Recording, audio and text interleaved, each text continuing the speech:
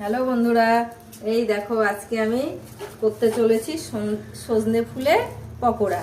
তাই আমি সজনে ফুলটা বেছে ধুয়ে নিয়েছি। এই দেখো এর মধ্যে দিয়েছি বেসন। এবার দেব আমি এই দেখো লবণ, স্বাদ মতো লবণ। তারপরে দেব আমি লঙ্কার গুঁড়ো,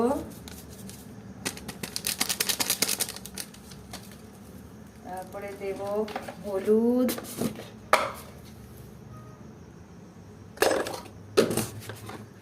এবার দেব কালো জিরে, এটা ভালো করে মিক্সড করে নেব। জল দিয়ে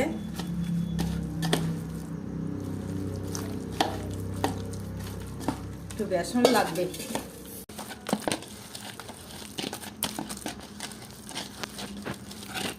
এই যে এবার পুরো এটা আমার মাখা কমপ্লিট হয়ে গেছে।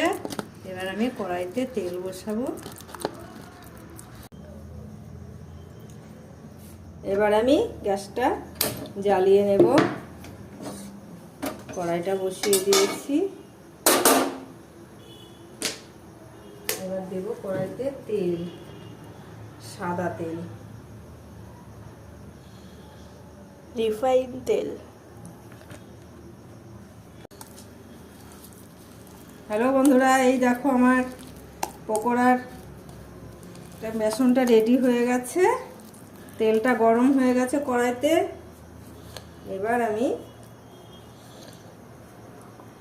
পকোড়াটা ছাড়বো।